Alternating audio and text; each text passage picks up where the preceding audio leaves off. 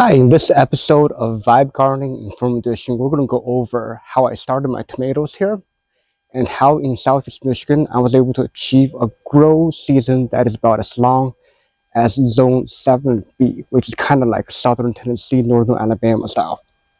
And on that, let's get going. So here I have with me my Roma tomato that I got last year from the farmer's market. A little introduction to this is that I got this from farmer's market from the clearance bin. Uh, this guy right here, and so I bought two of them.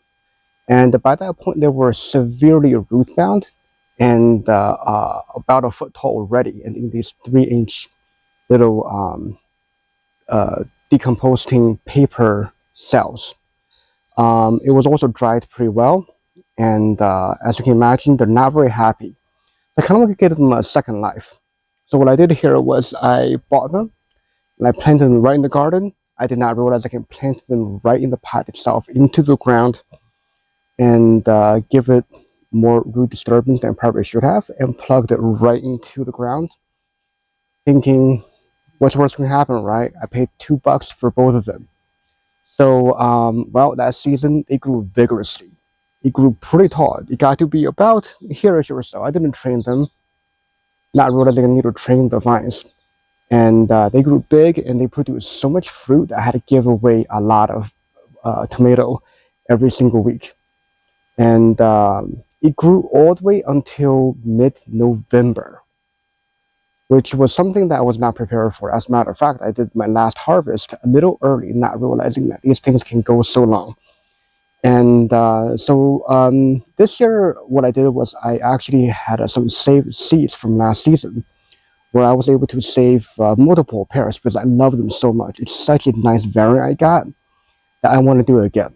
So I took those seeds, and I was expecting some not so great germination rate, but no, I got some great ones. I was able to start 6 of them out of 8, which at 2/3 success rate is almost store-bought, professionally harvested seed quality. And there they are. So after some research, I realized with the ChatGPT, it is likely a heirloom variety of potentially the San Marino Redorta variety of Roma tomato. I think I pronounced that correctly. I probably didn't. Please correct me. So these guys are really awesome, and we'll go into a little bit about how I accidentally did the right things to give them a great start, and how you can use some of my techniques as well. So here we go. The first thing I want to talk about is actually turns out to be a myth, to be what I thought actually helped my tomatoes grow really strong. So I watched this video from Jordan at experiments with mining soil, and he really talked about how having root disturbance helped get him really vigorous growth on his tomatoes. I thought that was what I did that really gave me the upper hand, but what I really didn't realize was that science didn't back it up. So what I did was I actually referred to this publication from the Journal of American Society of Horticultural Science, which is kind of like the highest level of scientific research in horticulture and anything farm related. And that research actually they tested both big beef and Bella Rosa, which are indeterminate and determinate type of tomato, which I'll have a whole entire other episode about the different variants of tomatoes they are and how they kind of differ in their characteristics. But overall, these are two main characteristics that differentiates the type of tomatoes. And so what we realized from that research is that root disturbance didn't actually matter for in case of big beef, but if for the case of Bella Rosa, I believe it actually said that it prefers less disturbance of the root, which doesn't really jive with Jordan's explanation, but we saw the result he had, and the results were fantastic. And I really kind of want to get down to the science of what happened. So that's actually one of the things I did where I really want to use some of the seeds I saved the last year and to really kind of go down and see if I can replicate his experiment, and then maybe going down into narrowing down the different variables that was also present in his video. But it's going to be too much for this episode. I will not get into that. So that's kind of the first thing that I noticed, that maybe root disturbance wasn't what actually helped me, even though I thought it did. Because I started with 4 seeds in one 4-inch planter that I started in, and then I had to basically rip apart all 4 roots, the 3 roots of the 3 seeds that germinated. And I thought that might have helped, but maybe it didn't. We don't know. But also, Roma tomato is not the same category of tomato as both Big Beef or Bella Rosa. So, like I said, there's a lot of variants there. I would definitely have a deep dive into that later on. So now I'll bring everyone to the depth of my dungeon here in my basement. Why do I do this? This is where I actually start my seeds every year. During the normal summer growing seasons, my wife has her spinach growing garden here. And the reason for that is the extremely stable conditions here. The temperature is almost constant the whole entire time. It's always hovering colder than the upstairs temperature because the heat rises. And in the summer, this is the one place we can guarantee that we can possibly get ourselves continual spinach growth. But why do I bring you guys here is because the tomatoes, they all started here. As a matter of fact, majority of them were laid out in this area when before they were ready to get transplanted outside.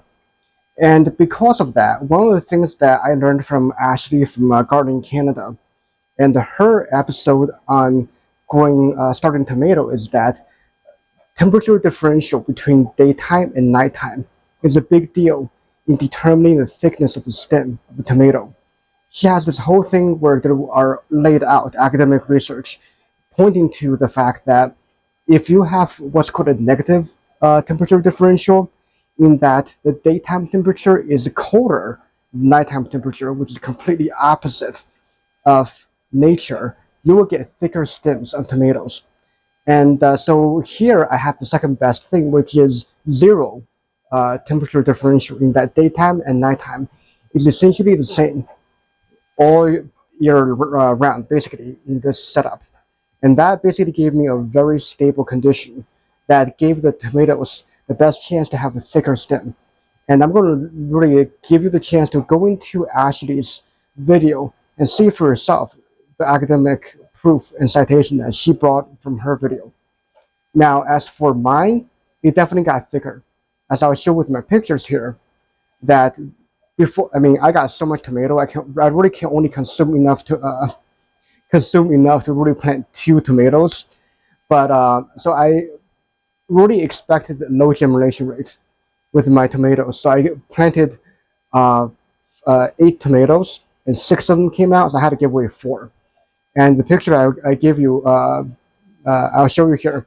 That's a tomato right before I gave it away. I gave it to all my neighbors, even gave it to my doctor, and really everyone's happy with the results that were produced from this 0 temperature differential hack that Ashley came up with. And actually, I'll be honest, I didn't even know that until afterwards. And then I realized why I had thick stems on my tomato. And as we all know, thicker stem means more nutrition gets shot up into the leaves and everything else up top. So thick stem is a healthy tomato. So that's thanks to Ashley and her great work. So the final real advantage I took of was something that was actually here with the original owners of this house when it was first built in 1958. The original owners were here until about 2009 or so. As you can see, they put up this in-ground bed here. It was very different than what it looks like now. I put in the metal edging, and then I did the mulch and all the other stuff here. But they put this here already in the first place, and we just took advantage of it. The soil was significantly better than the hard clay in the yard, and we took full advantage. And what we did not realize was that that owner also knew something that we probably didn't know, which was that because this wall here, this brick wall, is west facing, and the coldest temperature for plants is at night. And because it's absorbing all that heat in the hot afternoon sun, when it hits nighttime, it radiates heat right back into the garden bed.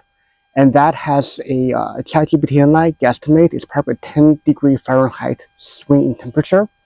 And what that did was it gave us extra 5 to 8 weeks in the beginning and at the end of the growing season. So I was able to transplant my tomato here into the ground in the middle of April. At that point, my family members were basically giving me a weird eye for doing this in Michigan. And in the fall, I was harvesting all the way until mid-November, which is unheard of in this area. And honestly, I did my last harvest early, not realizing I had this microclimate built. So I'll have a whole other episode where I'm going to dedicate it to how you can take advantage of microclimates in your property. So until then, this is what I have right here. So in conclusion, this episode we kind of went over some of the things I accidentally stumbled across that really helped me get my tomato plant started, as you can see here. And we also kind of talked about, actually at first, how maybe root disturbance was not the reason why I got such good results. So I hope those helped you in getting your tomatoes started, and they are wonderful for making all kinds of sauces and other culinary dishes. So with that said, let's go out and happy garden. Until next time, keep vibing with the gardening.